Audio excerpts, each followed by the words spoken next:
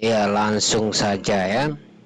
5 ilusi koperasi merah putih, tulis oleh Ivanovic Agusta ya, Kepala Pusat Studi Pembangunan Pertanian dan Perdesaan IPB University.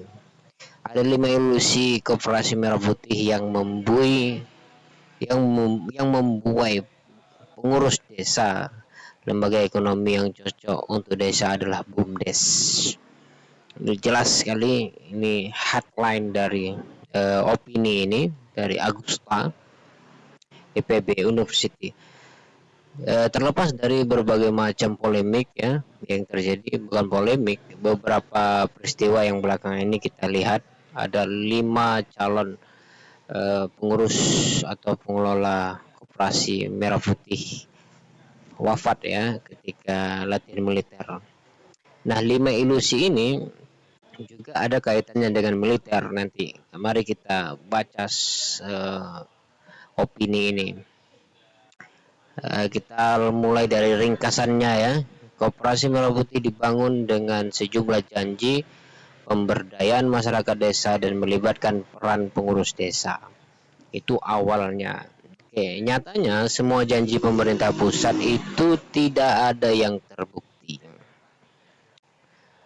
Desa malah kehilangan hak mereka mendapatkan dana desa yang menjadi amanat undang-undang desa untuk pembangunan.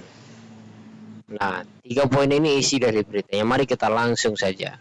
Dalam setahun dalam setahun telah lahir 5 ilusi koperasi merah putih yang menjadi program prioritas pemerintahan Prabowo Subianto yang memicu badai fiskal karena dananya terlalu besar dan ketidakjelasan desain koperasi sebagai soko guru perekonomian desa. Jadi setidaknya dalam setahun lahir katanya 5 ilusi koperasi. Jadi paling tidak nanti bisa bertumbuh, bisa 6, bisa 7 ya. Oke, langsung saja sebagaimana opini ini sangat to the point ya. Pertama, banyak yang mengira dana desa akan dikembalikan ketika gerai belum dibangun. Dibanding 83.360 desa yang dan kelurahan yang telah meresmikan koperasi merah putih, baru 13.126 gerai koperasi yang dibangun. Data tidak terpilah menurut desa atau kelurahan, tapi jelas dana desa 34,6 triliun dari 75.260 desa ditahan pemerintah pusat sejak awal.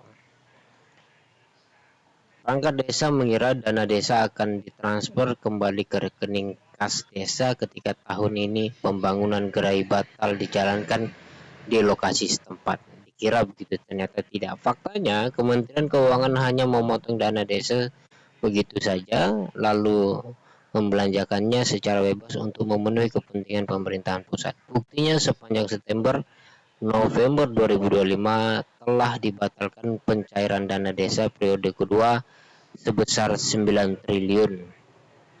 Meskipun semula beralasan untuk mendanai koperasi merah putih, tiada bukti dan laporan penggunaannya. Ini repot kita ini. Jadi tidak transparan ya. Ini ilusi pertama ini. Meskipun semula beralasan untuk memadai koperasi merah putih, tiada bukti. Ya, oke, Menteri Keuangan menyatakan sumber gaji manajer koperasi berasal dari potongan dana desa dan transfer daerah yang belum digunakan untuk membangun gerai, mengimpor kendaraan niaga dan mengisi barang dagangan. Para pengurus desa perlu segera sadar ya bahwa dana desa terus dipotong sampai 2032. Tidak akan dikembalikan sambil menyisihkan kepentingan desa. Ini sangat serius ini urusannya. Karena sejak awal dana desa itu kepentingan desa, pembangunan desa ya, kemudian dipotong untuk kepentingan yang tidak jelas. Itu ilusi pertama. Ilusi kedua, mari kita langsung saja. Pengurus dan pengawas koperasi dari desa memiliki kuasa mengurus koperasi. Jika mengikuti instruksi Presiden nomor 9 tahun 2025, sejak Maret 2025 Menteri Koperasi, Menteri Desa dan Pembangunan Desa tertinggal, Menteri Dalam Negeri, serta Menteri Keuangan memerintahkan desa mendirikan koperasi, memilih pengurus dan pengawas, serta membuka keanggotaan warga desa awalnya begitu. Desa sempat mengurus serta mendirikan hingga usaha kecil-kecilan sampai 80.081 koperasi diresmikan Presiden pada Juli 2025.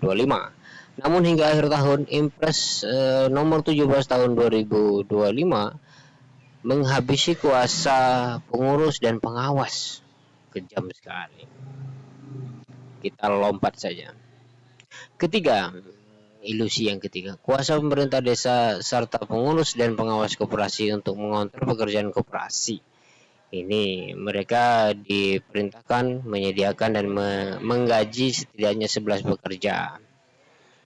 Nyatanya penentu pegawai koperasi adalah PT Agrinas Pangan bersama militer setempat, meskipun dibayar pemerintah desa. Para pegawai diwajibkan tunduk pada perintah manajer koperasi ketimbang arahan desa, pengurus dan pengawas. Ini ilusi ketiga. Jadi luar biasa ini, ketimpangan ketidaksesuaian kata-kata dengan realitas ya. Jadi di sini militer masuk. Oke. Keempat, desa berpartisipasi membangun gerai. Layanan wajib koperasi berupa apotek, klinik desa, simpan pinjam, pos logistik, bahan pokok, sarana pertanian dan gudang dimaterialkan menjadi bangunan gerai. Desa kecele ketika mula-mula menggunakan bagian ruang balai desa dan bangunan kosong sesuai dengan pidato Menteri Koordinasi Pangan. Ternyata ruang usaha awal koperasi dilarang digunakan. Sebaliknya, desa wajib menyediakan lahan kosong minimal 1.000 meter persegi tanpa ganti rugi. Di atasnya dibangun konstruksi baru lewat skema karya bakti padat karya yang dipimpin militer. Jadi, itu dia. Banyak istilahnya di prank ya, desa itu di prank ya. Jadi kuasa desa untuk membangun desanya sendiri itu tidak ada, langsung sentral militerisasi ya, langsung perintah komandan langsung ya. Kelima, komoditas desa dipasarkan melalui gerai koperasi, menyerap pidato manis Menteri Koordinasi Pangan, Menteri Koperasi serta Menteri Desa dan PDT.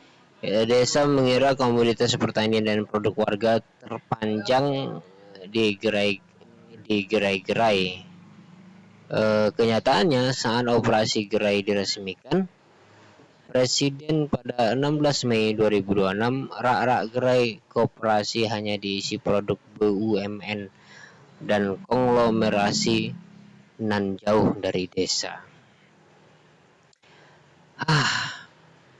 Jadi ya, ini argumentasi semuanya, data dan lain sebagainya. Jadi begini teman-teman, BUMDes selayaknya menjadi mesin utama ya. Jika desa teguh berdikari karena koperasi hanya dipenuhi ilusi. Artinya opini ini memberi pandangan kepada desa atau BUMDes, badan usaha milik desa, untuk berdikari sendiri, berdiri sendiri. Nggak usah ikut-ikutan koperasi, karena koperasi isinya ilusi, kira-kira gitu. Ini bahasanya provokatif tapi kenyataannya begitu ya, bahwa pemerintah ini kita juga bingung gimana maksud mereka itu. Ya, kalian nilai sendiri ya. Terima kasih.